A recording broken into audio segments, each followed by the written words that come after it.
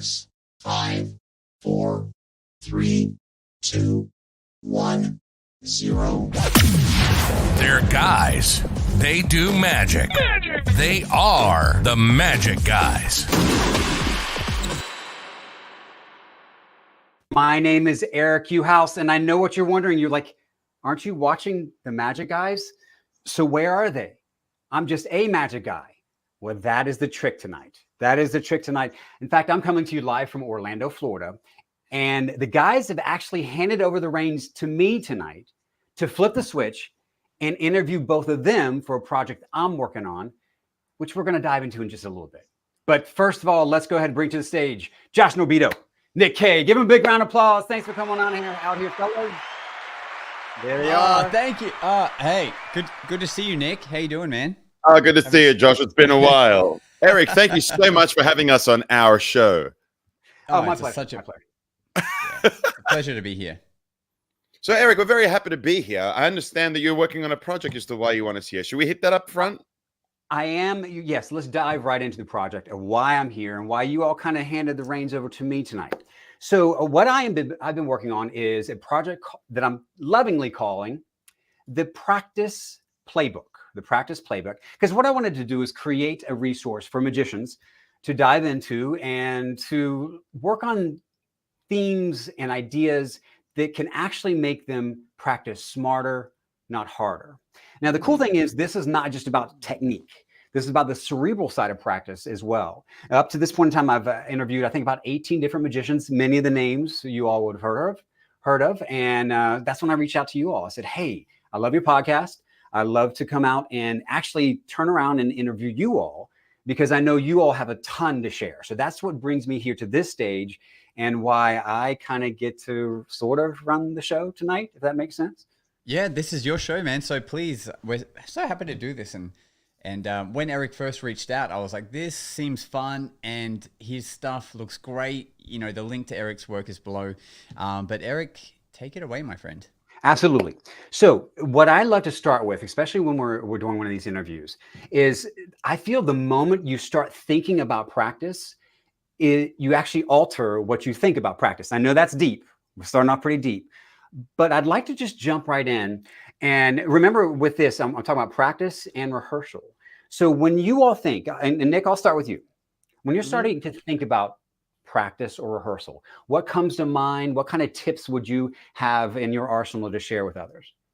Well, I want to talk about rehearsal first. The reason being that the most common fault I think that people tend to do with regards to rehearsal is that they don't rehearse in the attire they're going to wear. They don't rehearse in costume and they don't rehearse in the suits they're going to wear when they perform. They'll typically just do stuff in their pajamas, nonstop all the time. And then when it comes to actually perform, there's a kind of disconnect when you're wearing your suit. There's a different weight to what you wear. And a lot of times people perform and they seem a little uncomfortable. And that's because there is a bridge half the time they're unaware of. And I think it's so important if you are going to rehearse in preparation for a performance, rehearse in what you're going to wear for that performance. You agree, Josh? Yeah, I'm just thinking our friend Christopher Wayne, who would do the Naked Magicians, I wonder if he would rehearse naked at home when he's practicing his rope routine. You got to know where to hide those cards. Exactly. Yeah, for certain. Now, that's an interesting point. One of the things I've run into with that is when I'd practice, let's say, basketball shorts.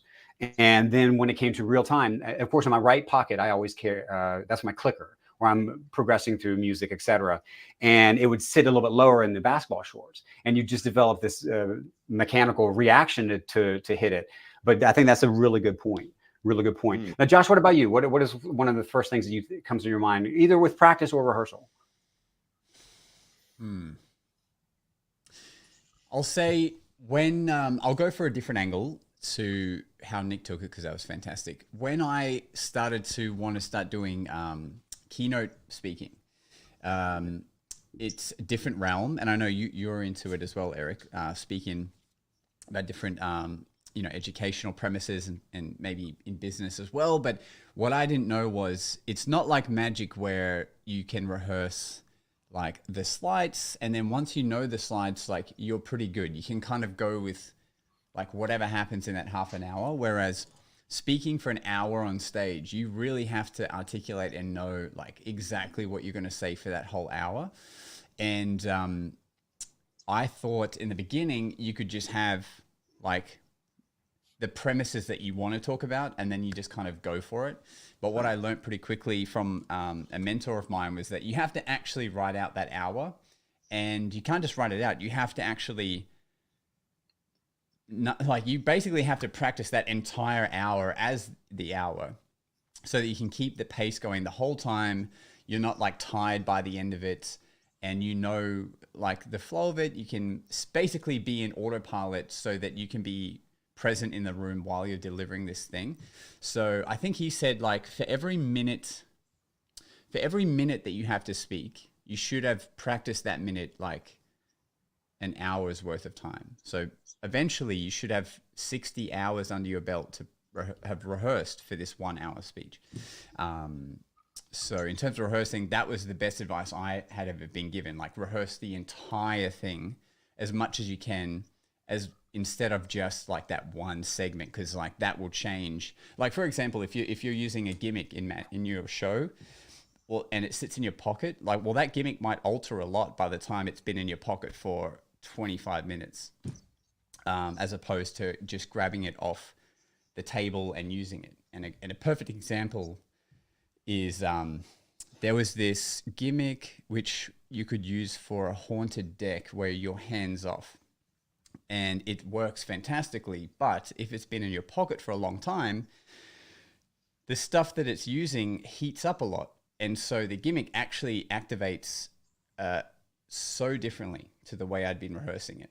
So that was like a lesson. So unless you have to rehearse it a few times in its entirety to know exactly like what can come up and go wrong and things like that.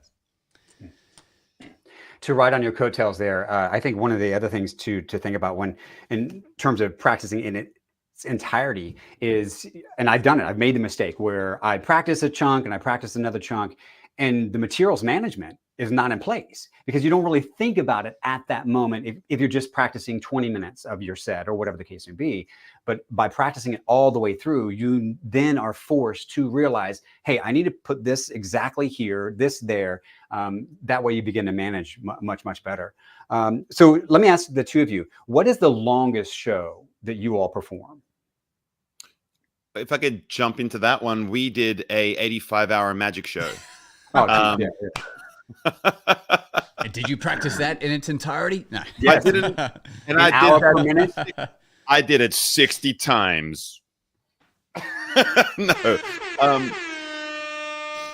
We did an 85-hour magic show, part of a fundraiser and partly to break a Guinness World Record. I did a mixture of emceeing and performing. I was there for a total of 20 hours. So I didn't perform for 20 hours.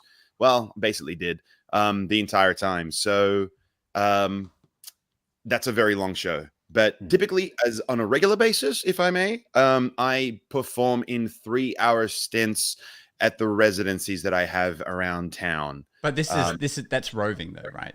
That's roving. Correct.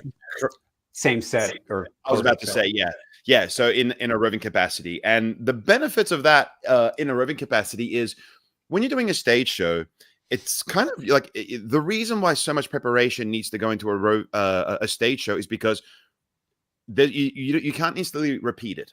You know, you can't give it a try and go, you know what, I'll do it better next time. That next time might be a week later, sometimes even a month later, because those opportunities to be on stage less frequent compared to when you're doing a roving performance in which you will spend 5 to 10 minutes with the group and then go into the next group and the next group and the next group. So a lot of people put the stresses of performing on the roving capacity, like saying it is an equal stress applied. And it's not until I get my students and I kind of say to them, like, roving is so much more forgiving. Here's where you should begin, because know that you can go to do a performance. You can make a little screw up, not ruin Thanksgiving by any means, but do a little mistake where like your double wasn't as clean as it should have been, for example. But fear not, because you can immediately go to the next group and make an improvement. And so you've got these opportunities of repetition within an hour bracket that your client might book you for this roving performance, and you can do that routine several times. And so there's a lesser stress involved. And Not to say that there is a lesser preparation required, but it's just worth making mention that if you are going to be on stage, the preparation needs to far exceed what you would do, because the opportunity to be on stage for any performer or to perform that regularly are few and far between versus being in a roving situation. So you perfectly opened up for the next question, but I don't want to leave this discussion on rehearsals just yet, especially when it comes to stage. So what are you all's thoughts? So you're saying it takes a long time, which I agree. I'm not going to lie. The last show I did was last week, and it's a show I've done quite a bit, but I probably did 10 hours of rehearsal just for that presentation. That was a 65-minute presentation. So what does it look like for you all? You've got a big show coming up. Let's say it's an hour show. What does that rehearsal look like for you all? Let's say that starting the month beforehand. Joshua, I haven't heard from you for a minute. So what's on your mind? Yeah. A longer show that I would be a part of is one I do in theaters called Showman, which it's an ensemble show. So there's 5 of us. And the kind of rehearsal that goes into that is that we will have to all meet up and do a, what do you call it when it's you're just running through the show, but you're not actually performing it? A dress rehearsal or? No, even less than that. A dry rehearsal? Dry rehearsal might be the right word. We're basically talking through it so we know what happens in between the end and start of each person's next set. We have the tech person there doing all the sound cues, and we're running through everything to make sure that every sound cue is queued up to hit at each person's part of their routine. So it's a bit of a beast. But then if I just go to my own shows, so if I'm doing a corporate show, it's 30 minutes. If I'm performing at the Theatre of Magic, which is a parlor show we have, that's 45 minutes. But the longest one is my keynote presentation, I'll come back to again, which is an hour long. And the way I started doing that is after I'd banged it out a bunch of times in its entirety, I would literally hire out a dance studio so that I could go in there for like 4 hours and just practice it 4 times. And then when it was coming up close to actually, when I thought I had it pretty good, this is from getting advice from someone. This is if you really want to take what you do seriously. I invited 10 people that I know to come and watch it. So I had them all sit down. I bought them all lunch. I sat them down. I'm like, watch this and then give me actual proper feedback afterwards you cannot hurt my feelings. I just need to get better. Like, the more brutal you are, the more it will actually help me. So I just created this safe space, bought them lunch. They came along. I did this whole hour for them at 100% energy. And then we had like a Q&A afterwards where they just gave me all this feedback and, suggestions and things they noticed, things like that. And so, yeah, that's how I approach like a longer set that you really don't want to fuck Why up. a dance studio? It's cheaper than hiring out like a theater. And I guess every dance studio, when you hire out a dance room, it's one entire wall is a mirror. So you can see how your body looks when you're posturing and picking up props and things like that. Bit of an ego boost because you're watching yourself for an hour, that kind of thing. You're like, that guy's really good looking. Look at him. Look at him move. Yeah. Nick checks out his arms the entire time. Well, having a mirror is awesome because I remember I used to live in like an old shop. It used to be like a hairdressing salon that was then converted to a residency. But it was great because it still had all the mirrors from the hairdressing salon. So I used to be able to rehearse in that one space. Really awesome. And it's good to reflect upon that. And obviously looking at yourself is important. And another thing you can do just to expedite the learning process or the polishing process is that it's good to capture video footage of yourself when you are performing bits. And especially when you're working on stuff. I've seen consummate professionals, guys who I'm not even going to make mention, but I've seen them do entire runs of shows where they're getting tens of thousands of dollars and they're using that to work on new stuff. And it's like, I don't know. I kind of feel like when you want to work on new stuff, that there should be other avenues for you to do that. And that if someone is paying you for a product, you should just give them an entirely awesome, polished product. I think that's a really good point, and I agree. It's you don't You're not practicing. Although most magicians are like, oh, the best way to learn is get out there and perform. Well, yes, but not when it's a $5,000 gig. That's not when you're practicing. That's when you like got the rehearsals and you've really polished it off. Well, here's a little advice that I got from Teller, because I asked him, how difficult is it for you to work on new stuff? Because they I like the obviously name drop, by the way. You're supposed to Yeah. kick your hair back. Here's a little advice that I got from Teller. No, we just kicked my hair back. And so my friend Teller and I were having a conversation, and I asked him with regards to how do they break in new material? He goes, oh, we're working on new stuff. We're working on new stuff. And I said, how do you do that when people are paying top dollar to see you? How do you sort of work in new stuff? And he explained that, they do corporates and things on the side of their theater show, etc. But the way they go about dropping new stuff in is they use a method called hammocking. And the idea is that you have a solid pole, which is like a solid routine is going to slay. And then you hammock in between that, something you're working on, and then away you go. So it's a hammock. So it's it could be a possible slump, but something that you can hang in there to try out is ultimately what it's called. So he goes, I hammock routines is what he said. And that could be a benefit to you guys out there knowing that. So I thought I'd share it. Yeah, no, that's actually a really great tip.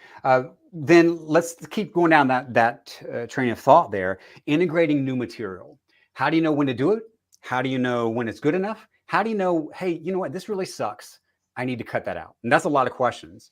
But Josh, let me send it back to you and see if you can process that.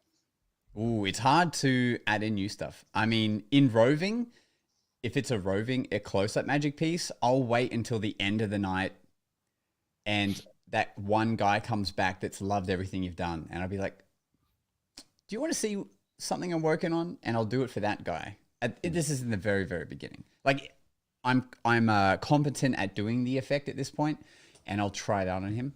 Or I'll literally go, and I still do this often, especially because I love to film content, but importantly to practice, I'll go out and do street magic, just roving, go up to people, David Blaine style, try stuff and bold stuff. And if it doesn't work, like they don't know who I am, like they haven't paid to have me there, so there's no risk. So that's a fun place. But if it's stage magic, it's a little trickier. Because like, where do you go to get free stage time, kind of thing. So there's a new Rubik's Cube act that I'm working on, and I tried it out by slowly implementing bits of it at the weekly show that we put on. And I would just get my magicians to watch it. I'm like, all right, I'm just going to do it for one of the shows. Watch it, tell me what you think, and I would video it, and I would send that footage to people I trust and get them to review it. And I'll just very quickly have as many people watch it so I know like what to start changing. And that's sort of how I approach it. Interesting. Nick, what about you? It's interesting. I was thinking about this just the other night because I'm someone who likes to be very organic in the way they approach things. So I tend to be a bit of an opportunist when I'm doing my roving act, which is the major majority of my work. So, for example, if I see somebody wearing a watch, that means there is an opportunity for me to have a sign card put under there. And there's things that I do of that nature. And with regards to adding new material, sometimes you see new material or you think of new material, and what it kind of does is it sort of breeds itself into a flow of things. So, for example, I finished up last night, and the person at the venue said, I saw you doing a thing with a balloon. What's the deal with that? And I said, oh, what I do is I take a balloon, I borrow someone's phone, I put their phone in the balloon. Then I pop the balloon and I give them back their phone. Because the balloon is broken, I put it into a little ball and I restore it. And then I blow it up again, tie it off, and then I get somebody to hold it. I then do a card trick in which the card is signed, take that signed card and put that signed card in the balloon. Pop the balloon, and then that signed card is now in the balloon. And she just looked at me and went, she dropped an F-bomb. And I was like, I'm that guy. Now, that was something that just as I was studying magic, learning magic, thinking of magic, it all just sort of lent itself through, and it's effectively, Danny Garcia, and was it Marcus Eddy who did the pressure project? So I did the pressure project, and then there was Rip Air, and then basically I just sort of tied them all together. So it's just interesting how sometimes you see a routine and just realize that, oh, it goes one into the other. And I guess because I used to play in a band, and it always comes back to that, is that There it is. Yeah, buddy. When you're making a set list, some songs flow into the other. You have like your high energy rockin' set, and then you drop down for a love song, then get back into it. But it just depends where you put things. The order of things kind of matter, and so sometimes that is also important. And if you ever think about that situation, it's good to do this if you're thinking about it as a whole, as a show. Now that I'm sort of like taking it to a different place, but it's effectively opening up the question, which is, in what order do you put stuff then? So what you can do is you can basically get a piece of paper and you draw a straight line, and then you can write down all your routines and gauge what sort of emotions those routines can invoke. So if you are someone who does highly emotive pieces, that's going to be very important you identify that. But if you're just a fun comedy magician type, it probably won't be as important. But regardless, take the opportunity. And if they're all comedy, if they're all fun, that's great. So some of the emotions might be joy, some might be hate because you're doing sucker routines. So you got to be wary of that. Some routines could just be like heartfelt pieces about a lost love or something like that. That could have a sad emotive to that. Now, erroneous or whatever those are, take a moment and plot them on this straight line. And straight line is like neutral. And at the very top is where happy. And then the bottom of that line is like a total wreck. And basically plot where you put those routines and then try gauge the arc in which your show can take. Because it gives you an opportunity to identify how you're going to end your show in the end, how it's going to open and how it's going to end. And it's okay to have a little chill before the big finish. You know what I mean? So I just wanted to be up all the time, but there is a place for things to take a breath and to be a bit more chill. So that's one of the best things you can do is with regards to putting a show together as a whole. I'm laughing because before the show tonight, I had about 20 minutes before we came on air. I was like, I'm going to rewatch some of How I Met Your Mother. And I know you all are a little bit familiar with that. There was an episode where it was New Year's Eve and Barney's like, everything should be a high all the time. And it just made me think of that when you had mentioned that. By the way, I guess this is a great time to, if you joined late, my name's Eric Yuhasz, and you're wondering why am I kind of spearheading the show tonight? Well, it's because the guys have kind of handed over the reins to me to allow me to interview them for a book project that I'm working on that I'm going to distribute to the magic world and magic community coming up soon. And I guess I probably should tell you some of the other magicians who I've interviewed through the process. Many of the names you will know. If you don't know, you probably can look up on Penn and Teller and see some of these guys. Well, Michael Amar, I think most people have heard of him. Franz Harari, Nick Lacapo, if you're in the States, and you'll get an email from him all the time from Penguin. Ryan Schlutz, Eric Tate, Dan Harlan, Andy Gladwin, Josh J, Carissa Hendricks. So there's been a ton of contributors to this project. And what it really is, it's been a labor of love from me to figure out how can we make practice better? How can we elevate the game of magic by sharing all these little tips, which this podcast is fantastic about. They don't even realize how often they're throwing out all these little pro tips. And it's just a fantastic resource, but oftentimes it's hard to kind of research back and get into that. So really that is what the book is all about. So if you just joined us, again, my name is Eric Yuhasz. I'm coming to you live from Orlando, Florida. And I'm excited to be able to kind of bring out this information from both Josh and Nick to share with you all. So here is the big question. Yes, Nick, you had something you wanted to say. There's a question here from Jimmy, who is actually about to perform his very first paid gig after being a 20 years hobbyist magician. Woo! And I think that could be a great opportunity for us to take a case study, if you will. What do you think? Yeah, absolutely. So Jimmy is preparing to do his first gig. It says here, what are your mental prep? Well, what are your mental prep? Anything you tell yourself before performing or any other prep thoughts? That's interesting. Can I share with you something that Michael Amar shared with me, if that's okay? Absolutely.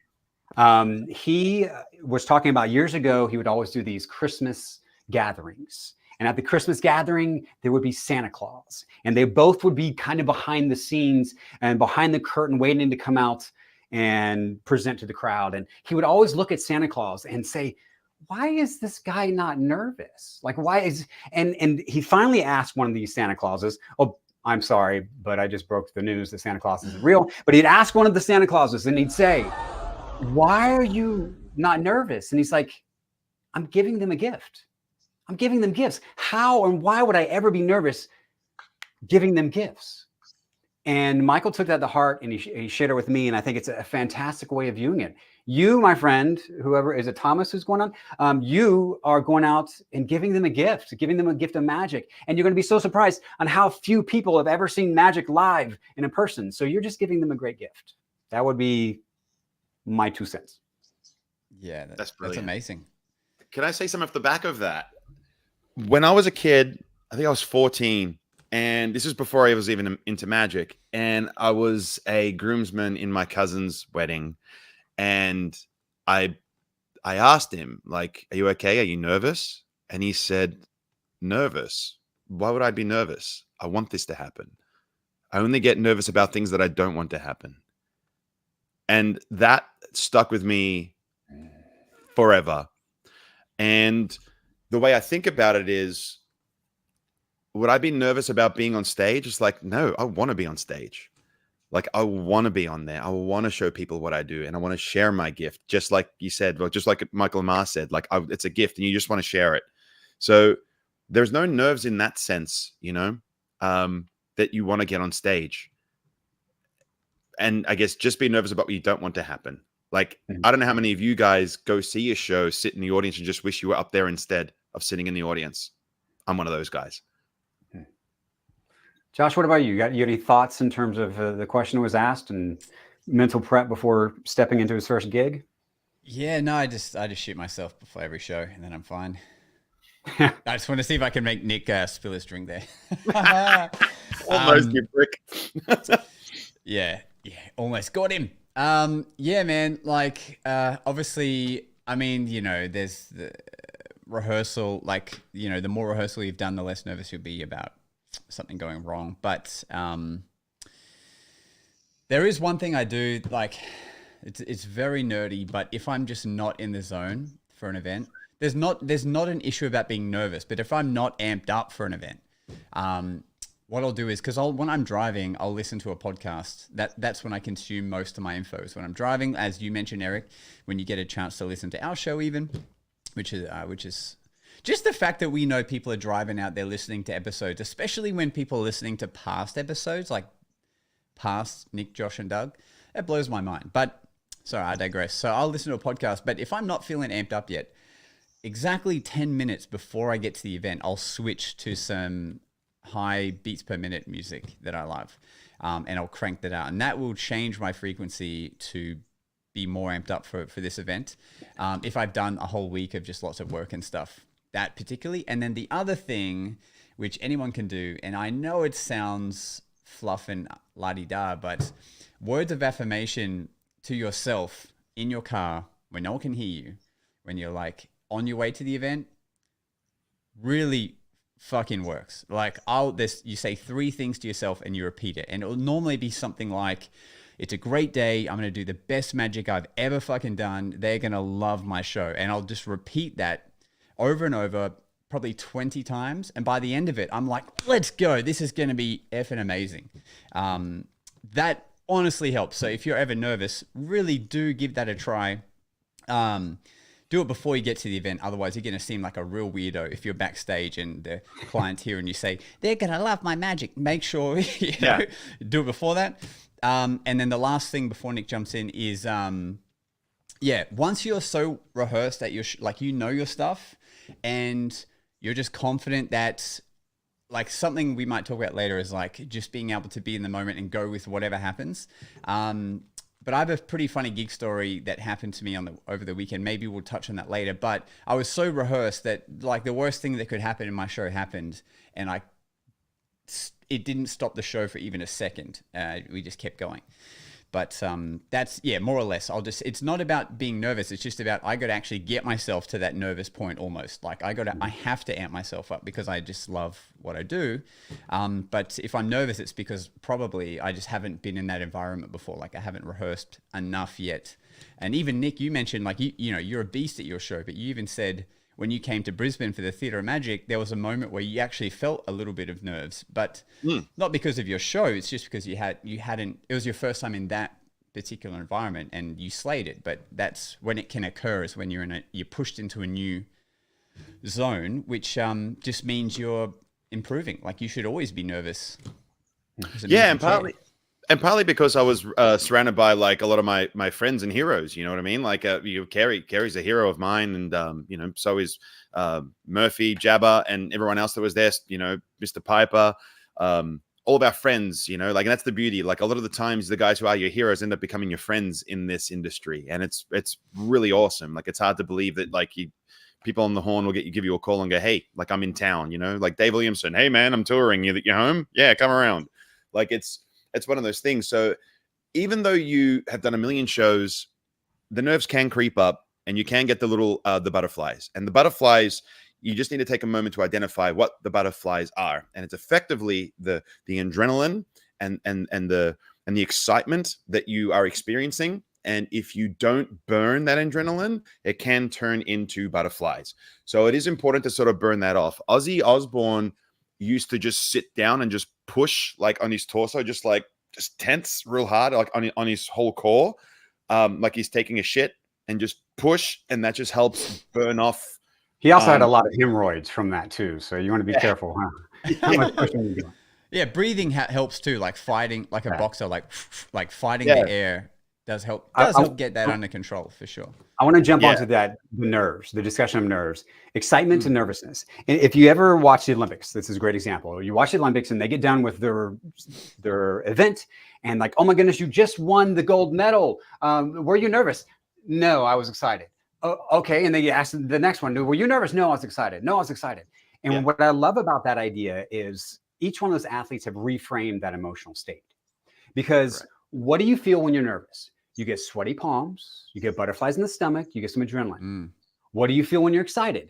You get sweaty palms, you get butterflies in the stomach, you get adrenaline. And it's just the reframing of what you claim you are. And it goes back to the affirmation. You're affirming that you're excited. You're not affirming you're nervous. Because if you're pacing around and saying, I'm nervous, guess what? You're going to be freaking nervous. But if you're like, I'm excited, I'm ready for this fight because I prepped for it, that's a whole different other ball game. So you're just flipping that framework and the way that phrase works to change out your entire outcome. Yeah. And I think the difference is when you're nervous, you get a hit of, I forget the chemical's name, but you know, you've got dopamine and serotonin. There's the bad one that causes stress, which I'm forgetting. Cortisol. So that hits you when you're that nervous, like super nervous. And that's what can give you an upset stomach and stuff. But I think the excited one is all of the good stuff minus that. Yeah. I think. Yeah. And one of that's the our science lesson for today. Thank you all for joining us. But also it's like one of the most important things in truth. Okay, so in seriousness, the important thing also is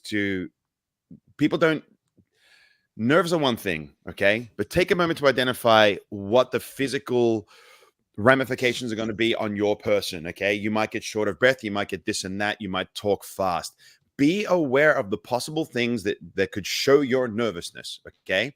And take a moment to identify them so that you can control them. Because what you know is wrong, you can fix, okay? If you know you have a flat tire on your car as you're going along, you know you got to pull over and fix it.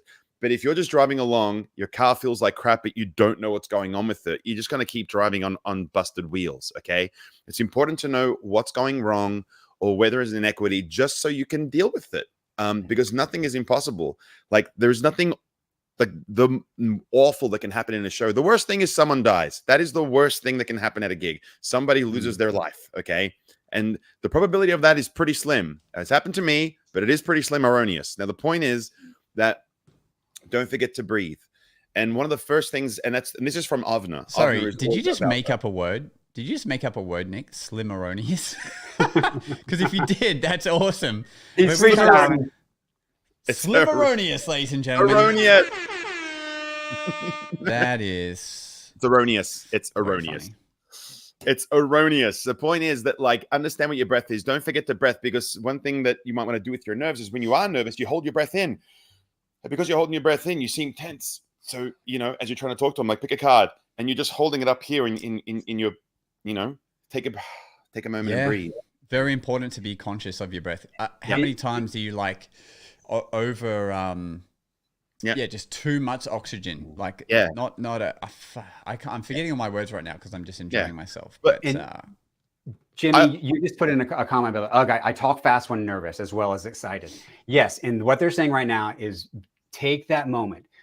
Don't rush into it. Take that one deep breath, and it will really make it all the difference. Yeah. And figure out your pace. When you want to talk, slow it by half and then slow it by half again. And then you'll find the right pace. But, you know, the way I found the perfect pacing was I was doing a show and there was an Ausland person doing the sign language. And I was like, cool. So rather than this person trying to watch my show kept like looking at the Auslan person like this. So I did all my stuff to the Auslan person as my assistant. Like, and my routines aren't typically made like that, but I thought, let them see me and her doing the thing. And I just spoke at such a pace that she could comfortably do all of the sign language she needed to. And that was where I learned, like, this is the most perfect pace to speak on stage. You know, we can go into this a bit further by saying that depending on what environments you have, if it's a very echoey environment, you know, depending on a lot of the places I perform in, I just have glass everywhere, you know, in these sort of convention-like places, you want to talk even slower in those situations where there is glass because it refracts and bounces. And you basically, your words sort of do this a little bit. They sort of mesh up. So take a moment, remember to breathe. You know, when I first started doing magic, I would, this is how I would get on stage, right? So I would literally, like, curtains open, I would pop my head out and I would let out a breath like, oh, thank goodness there's people here. And then I walk out. I literally walk out and go, good, you guys made it. I was worried you weren't going to be here. And that was like the first thing that I did. I was like, is there people here? Oh, thank goodness there's an audience. Because there's nothing worse than going out like to a stage where there's no audience. So that's the way I treat it. And I did that for the first, well, I don't know, the many years early in my career, to walk out and just be like, oh, thank goodness. You know, nowadays I'm different. Like when I performed at the Theater of Magic recently, I'm pacing back, I'm jogging back and forth, literally kind of running, and that's because I'm G'd up. And there was also a lot of magic prior, so people are already pumped up. If you're in a situation where the audience is already pumped up, you got to think about it like this. You're jumping onto a moving train. Like, the act is on its way. Once those curtains are open, you're on board. Do you just grab onto it and let it rip your arm off? Or do you take you run alongside and then jump on and be part of the show?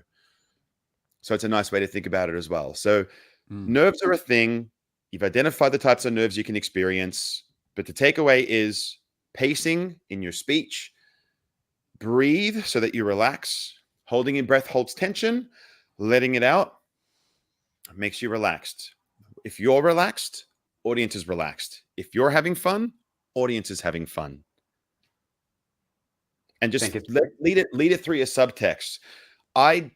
People think that, like, oh, you know, do you just try to fool people? Do you just try this and that? I go, like, I just want to make people smile. That's it. I just want to make people smile. And that leads through my subtext, which makes everyone have a good time. That's all I want them to do. They don't feel threatened. They don't feel like I'm trying to make them look foolish. And I go, no, you can stay when I just want you to be comfortable. You come good. And away you go. So just lead that through your subtext. I think that's the perfect opening, because really, what are you nervous about? Failing, messing up. So I want to throw that question to the two of you. Do you have a time that you recall that you really messed up? But then what do you do in preparation before any kind of mess up, middle of the mess up, and after the mess up? What does that look like for you all? I've only ever messed up when I've neglected myself to help others. When I've been on a bill where I've been trying to help all the magicians around me, and then have neglected my own setup and my own sort of ideas, or like my own preparation for my show. So I've always found that neglecting myself is only ever resulted in that, in a screw up. And so it was a lesson that I found early in my career where everybody wanted help and I was more than happy to help, but then not everyone was there to help me. And during that time, that's where I made a lot of mistakes because I was too busy helping other people and neglecting my own progress. And that's the only time I've really, truly ever made mistakes in that sense. Mm-hmm. And when those mistakes happen, how did you respond to that? How did you manage that? Thankfully, when an audience doesn't know exactly what you're doing, you have the ability to just take a different path. It's the same way that when we drive home, that there could be a roadblock and we just got to take a detour. All I did was take a detour and we still got to a good destination. We still drove it home. We just went a different way.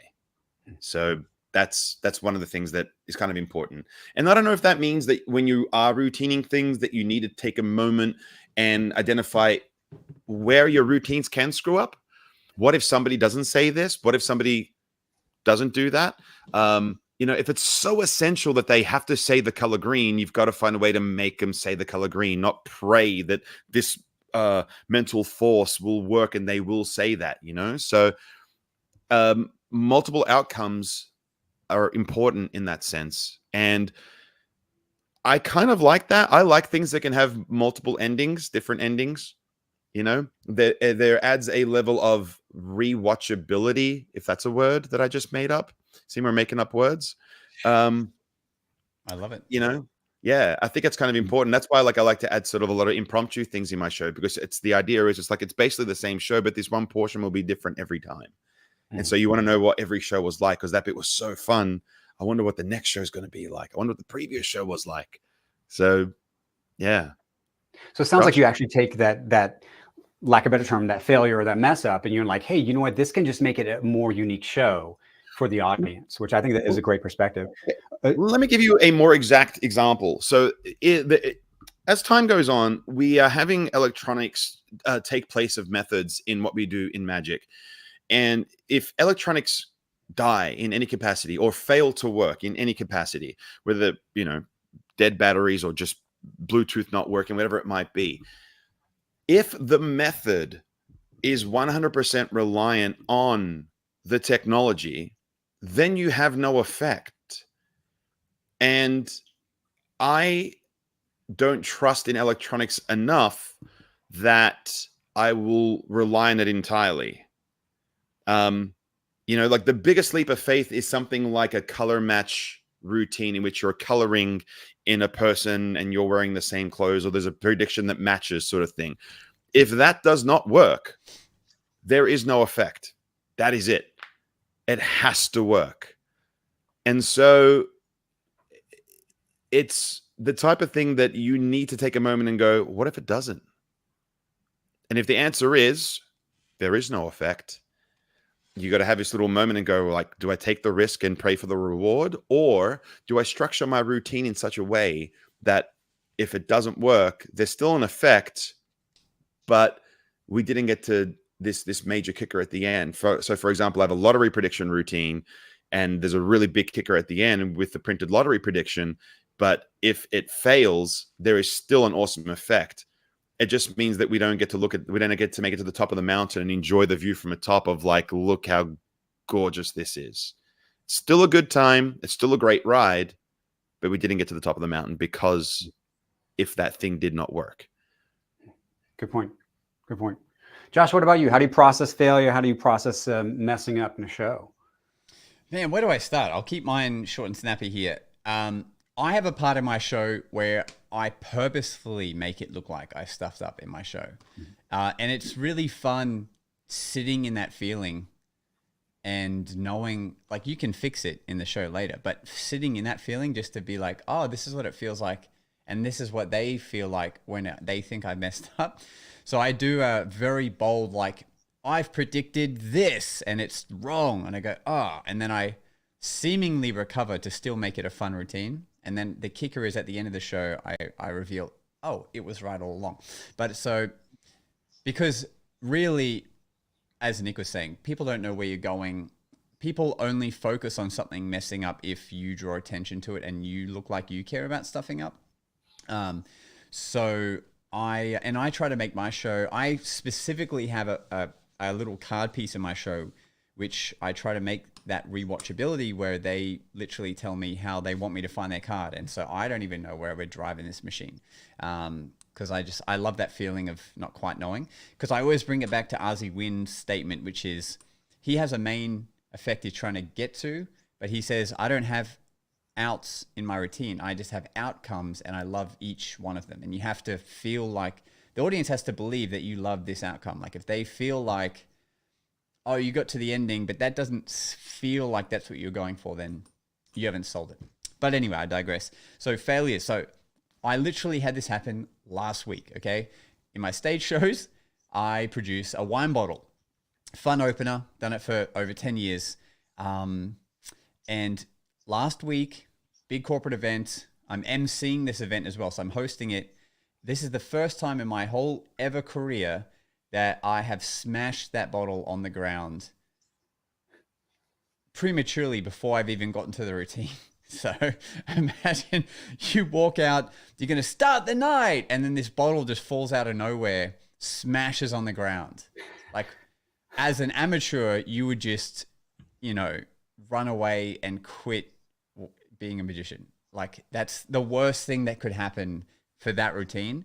But having performed so much now and going with, I love listening to comedy podcasts, because especially one called Bad Friends, because the way they riff off each other is so good. And I soak that up as much as I can. And I try to use that in my everyday performing in real life, that if something happens, I just make fun of it or move on or whatever. So the way I dealt with it was, there was just a dance act on stage. I'm supposed to come out now and be like, give it up for these guys. And then I introduce myself, the event, and I do this routine, which ends with a bottle production. But what happens is the dance thing ends. I come out, I turn to the audience, and then I just hear psh everywhere. And I look down, and because this event is at a theme park, so the ground is actually bitumen road, which is why it broke so easily. So I turn around and just psh. And all that happened was I spent 2 seconds. It broke. I looked at it and went, and for my next trick, I need a volunteer. And I went straight to just the next thing. Didn't even stop for 2 seconds. Because I also knew that there's a camera operator live streaming me onto the screens, and it's not seeing the ground. It's just seeing me. So people definitely noticed something weird happened, but I just kept going and went to the routine I was going to do after that. And what happened was, I finished that opening segment. Client comes up to me. Oh, this is off to a great start. Like, that was awesome. Thank you so much. I'm going to go dinner now. We'll see you for the next segment. Like, we're so happy with how the event's starting. And it was only the photographer that kind of whispered. He was like, what was with that bottle thing? I was like, I was going to reveal it to the audience a little bit later, but it had other plans, and that was just what it was. So yeah, to me, that's the scariest thing of doing that routine, is that falling out and breaking. And it happened, and I literally couldn't care. I just told the stuff afterwards, like, hey, I didn't mean to do that. I'm really sorry. They're like, oh, we'll clean it up, and it's fine. So long as you don't frame it, like you don't put a neon sign around it being like, look at my mistake.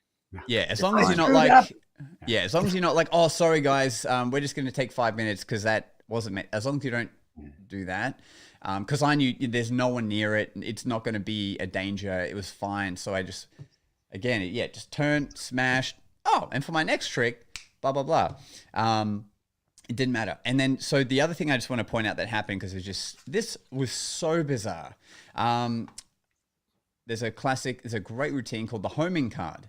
I learned it from Michael Vincent, and the idea is you have a signed card and it keeps jumping to your pocket. Well, what I didn't realize is that when I was doing roving earlier that night, someone signed a card. So someone signed a 10 of hearts, and normally I give it away, but for some reason, I think they left partway through the routine, and I showed the rest of the group, and I kept that card.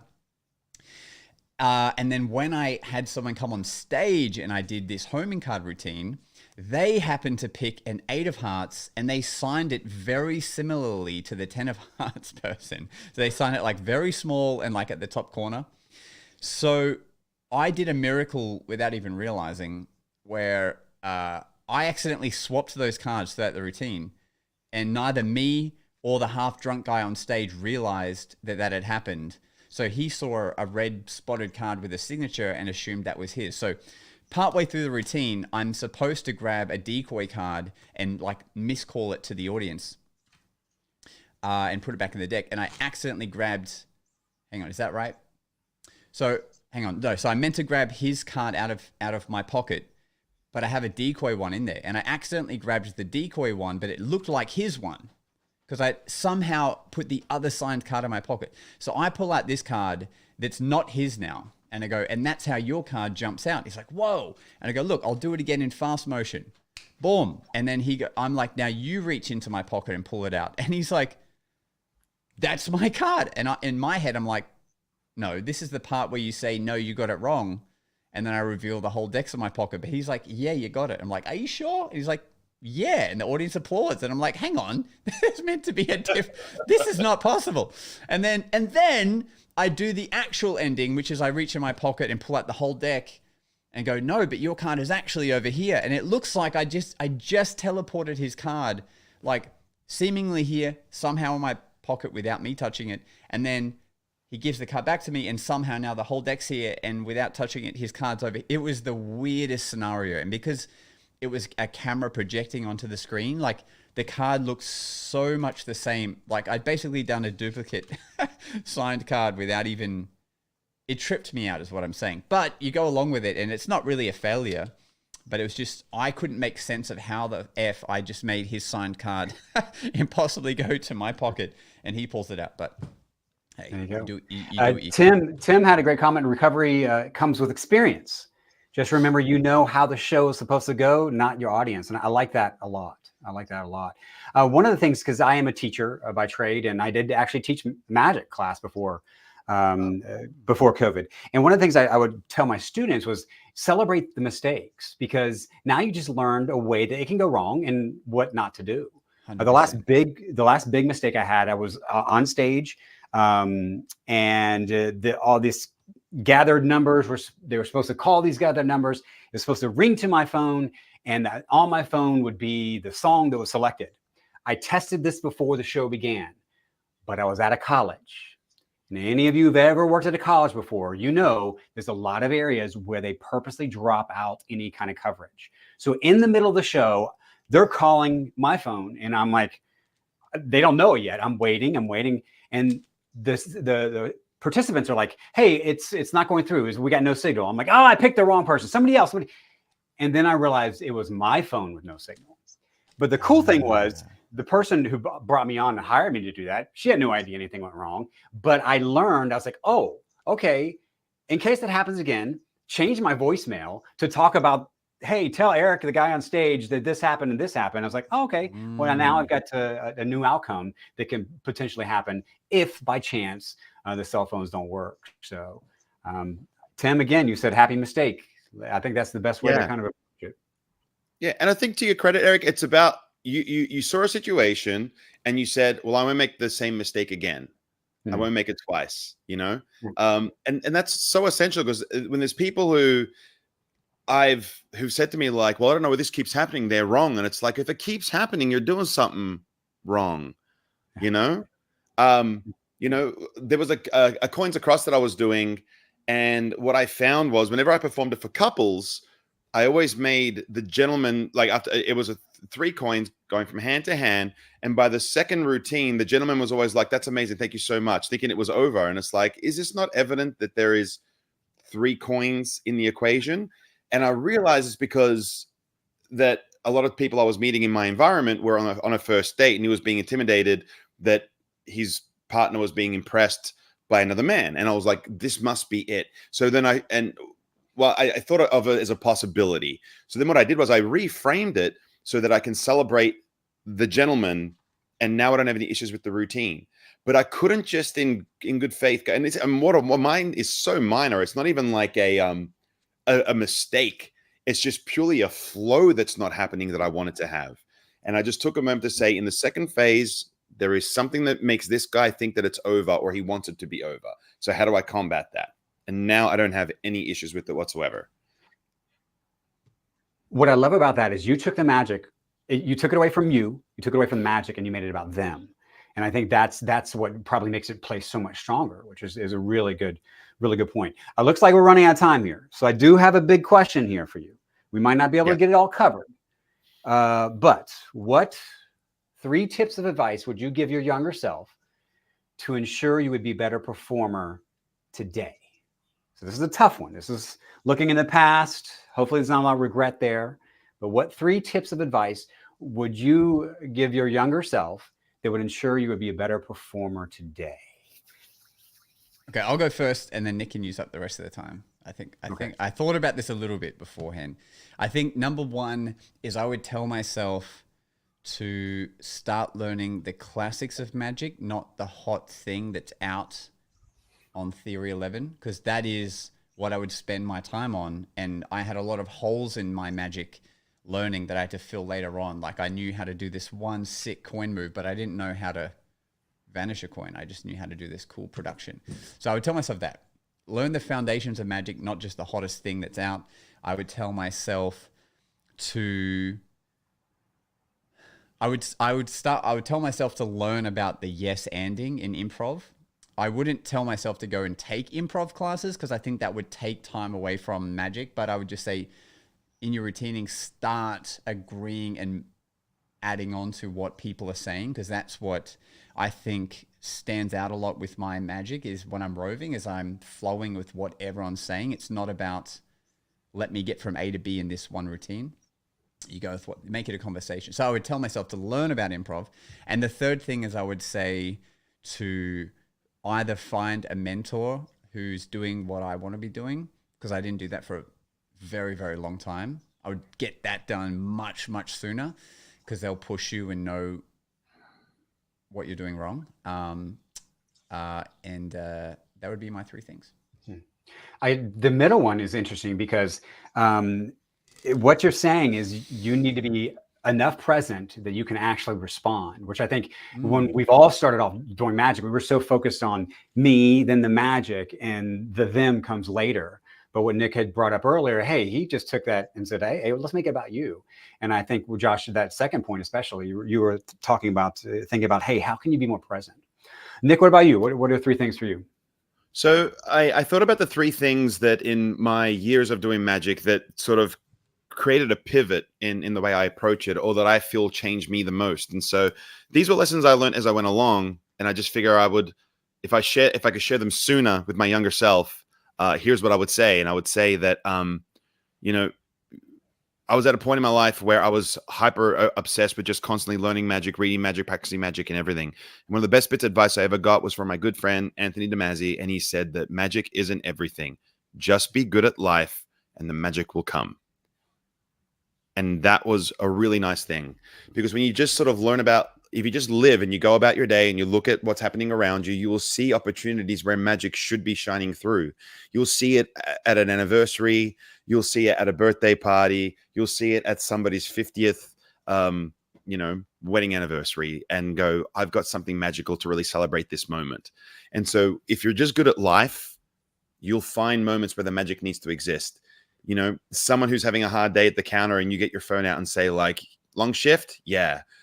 Let me see if I can speed it up for you. Watch my phone, say a time, bang. And then the time goes forward 17 minutes. And then they look at their phone and it's gone for, you know what I mean? Like you got this moment and this gift to make someone's day better. So that's one of the things I would say, that like, just be good at life and the magic will come to you in order to create it. The second bit is with regards to creating magic this was a bit of advice I got from Halder Ramirez after doing my very first show. I was only a magician for a year and a bit at the time. And he said to me, you have a good eye for strong magic, but you should be doing your own. And the example he did, he goes, you opened your show with Sam the Bellhop. You're good enough to do your own story deck. Why aren't you doing your own? You're doing Gregory Wilson's coins across. You're good enough to do your own coins across. Don't do your own versions of stuff, it's sort of, I'm reminded of that when, you know, what Josh said, like classics are classics for a reason. And I think that's so true. So look at a classic and make it your own, you know. My Way has been sung by so many people, Dean Martin, you name it. You know, ultimately, you know, Big Elvis did it, but all those songs are written by one guy called Paul Anka. So things exist for a reason, but like, do it your own way, do it with your own style, and make it yours to some degree. Like, you know, so that's the second bit of advice I got. You're good enough to do your own style or your own material. And then with regards to creating magic, it's simple. I do it very simply, where I just go, hey, wouldn't it be cool if fill the blank? And if you think about magic in that way, if you start saying to yourself, like, I'm going to be good at life, I'm going to look for opportunities where magic should shine through, and I'm going to do stuff in a way that is quintessentially mine, in my own style, as opposed to being what I've referred to many times as a cover band magician performing everyone else's material. Not that there's anything wrong with that, but you can take their songs and make them your own and have your version of, like, everyone's seen my invisible deck, which doesn't look anything like an invisible deck because I use totally different methods, and I use an index and it's a single playing card, etc. But wouldn't it be cool if is now going to open the doors to sharing your magic in those moments in life where it needs to be seen. Really great points. Really great points from both of you.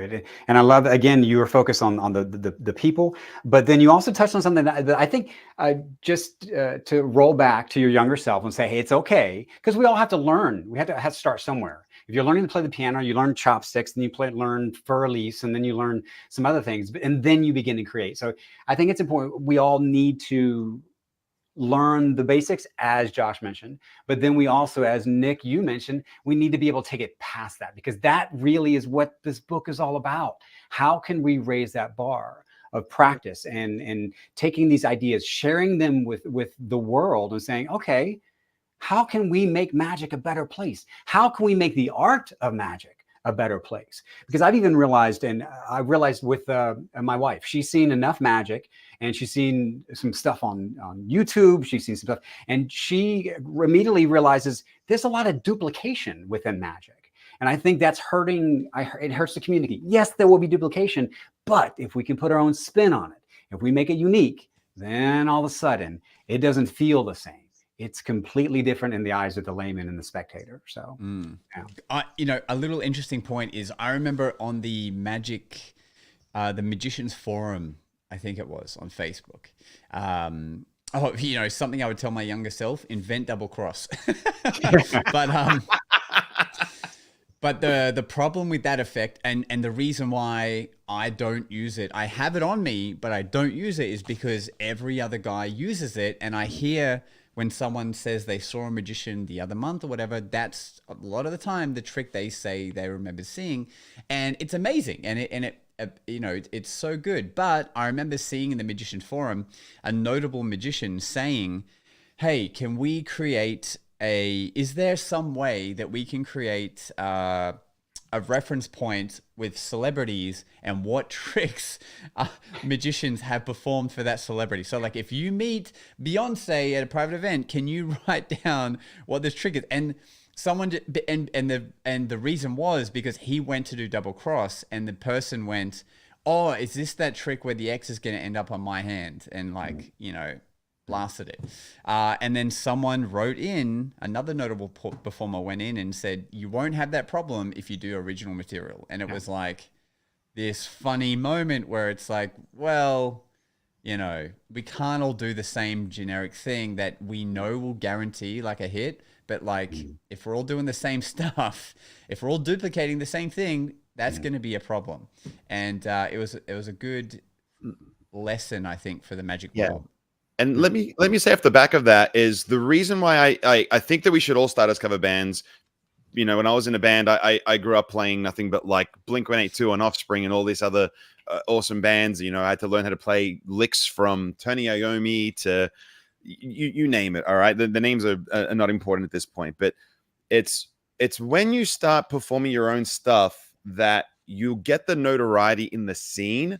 and that your name will matter a bit more, because there is a difference between saying I want a magician and I want Nick K. Because if you want Nick K, there is no substitute. You just have to get Nick K. If you want Dosh the Beater, you got to get Nosh the Beater. But if you want a magician, there's many of us. But it's until you become the next Tim Askin or the Pasha Daily, whoever it might be. Like it's about just getting your own songs out there in a sense.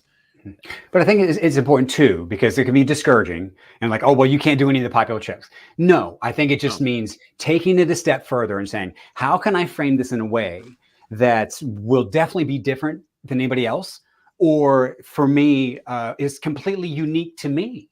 Yes. For example, if I get handed a deck of cards, now I admit I am not a card magician.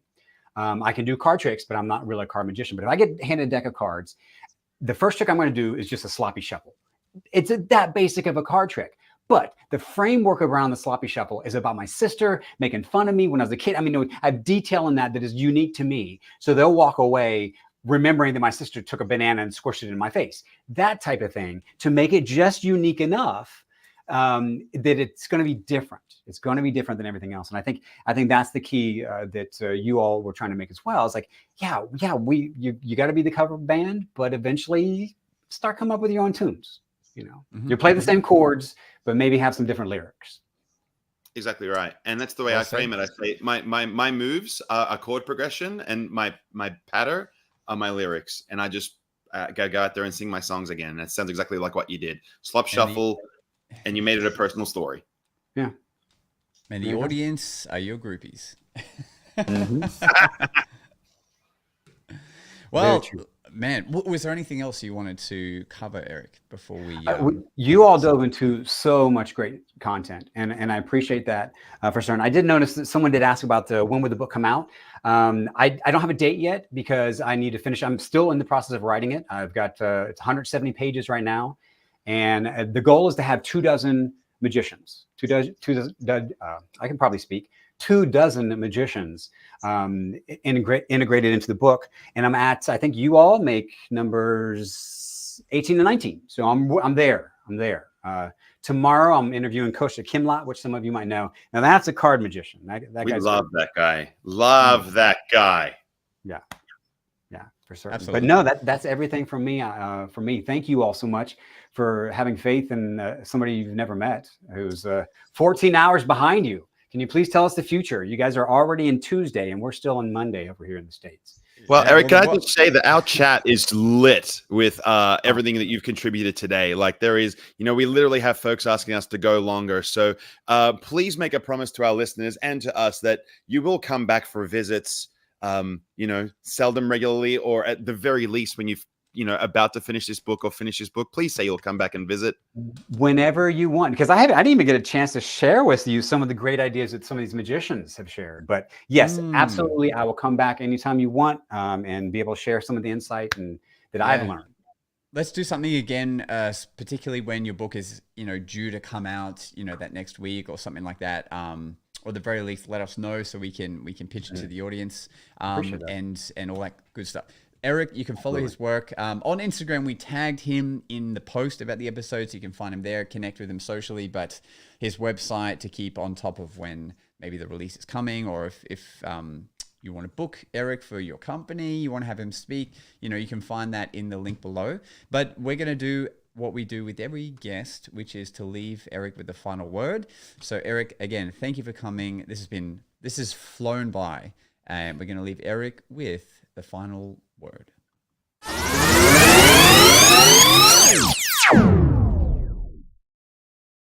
You, my friend, are not the sum of your failures. No. You are the sum of what you have learned from your failures. Have a good night. Thanks for listening. It's time for us to disappear now. But we'll see you again on the next episode of The Magic Guys.